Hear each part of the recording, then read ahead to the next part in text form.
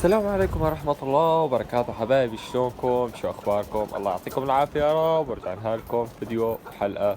اليوم حلقتنا حبايبي راح تكون عن فيديوهات قديمة. مرة حكيت لكم إنه إن شاء الله راح أنشر فيديوهات قديمة وعن الطور اللي كانت عندي من زمان ما نشرتها في اليوتيوب، فبتمنى إنكم تدعموا المقطع وما تقصروا معاه، لأنه بإذن الله في فيديو تاني راح يكون على الساعة 8 ونص هيك بالكثير وبينزل.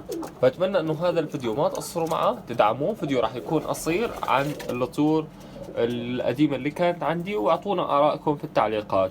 قبل كل هذا راح اورجيكم على خلطة على السريع واحكي لكم شوية عنها، يمكن انها تفيدكم. وانا بستعملها تقريبا كل اسبوعين مرة، او كل على حسب 3 اسابيع مرة.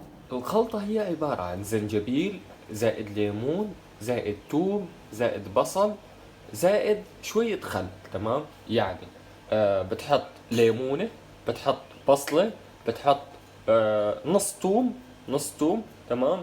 وبتحط معلقة زنجبيل بودر إذا عندك، وبتحط، أنا حطيت حاليا معلقة توم مطحون ومعلقة زنجبيل مطحون. تمام؟ وغير هيك الغطا تبع الخل بتحط لك شوية وبتغليه على النار مثل ما انتم هون شايفين، وبعدين بتستنى شوي لما يبرد وبتحط شوي في المشربية وبتضيف عليه مي. فخلطة كتير كويسة لرفع مناعة اللطور وتنشيط اللطور، وإذا فيهم أي أمراض بتلاقي الطير لا الحمد لله قلب وتحسن، ولو حتى ما فيهم ولا أمراض بتفيد طيورك. فهي الخلطة حبيت أحكي لكم إياها. أنا تقريبا اغلب الاحيان على الجمعة بعملها يوم الجمعة بصراحة، وممتازة بصراحة. انا بلاقي فرق باللطور. فيلا نبدأ الفيديو. هلا هون حبايبي بسم الله ما شاء الله، طبعا الطيور اللي كانت عندي طيور بلدية وما كنت اهتم فيها لانه ما كان في طيور شامية نهائيا، ولحد هلا نادر. فكنت اجيب يعني طيور بلدية من اللي بلاقيها في السوق واربيها. طبعا حتى ما كنت اهتم فيها، كانوا يكثروا ويبيضوا ويفرخوا ويجوا طيور غريبة تاكل معاهم وتشرب. ما كنت اهتم فيهم يعني مثل هلا، بس اللهم انه عندي طيور وكنت اتفرج عليهم.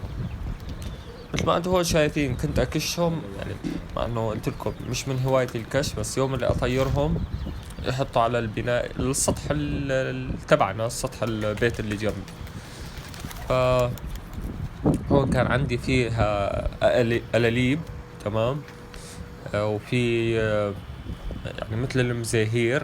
تمام؟ بس كان عندي هون ألاليب كتير، كان عندي ألاليب كتير، يعني كان عندي زوج شغال ألاليب.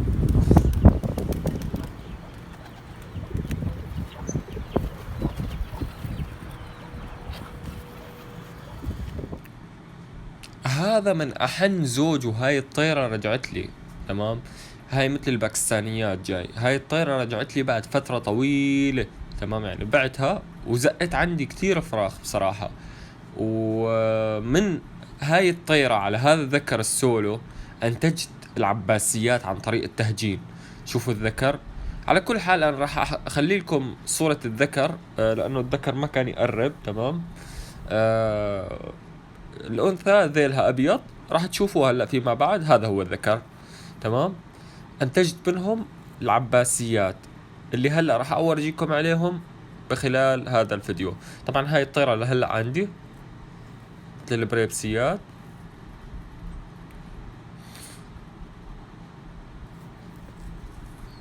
هذا الذكر تخيلوا عن طريق التهجين والاستمرار طلعت منهم عباسيات.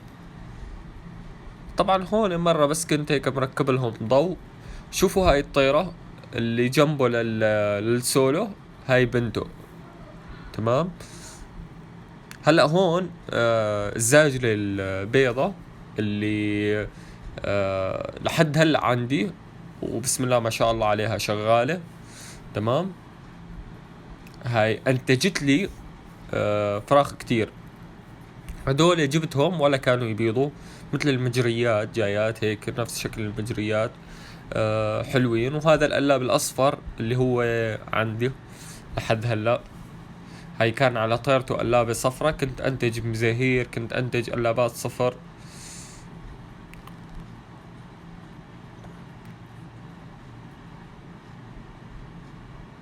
هدول الزوج كنت احبهم كتير كتير. السولو على هاي المزهرة تقريبا.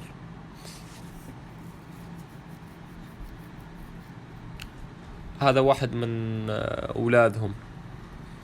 اسف يعني التصوير كان يعني بهذاك الايام هيك على السرعة، فسامحوني على التصوير. كنت اصور مرات لاصحابي، ما يعني ما كان عندي قناة في اليوتيوب، فكنت اصور هيك مرات لاصحابي.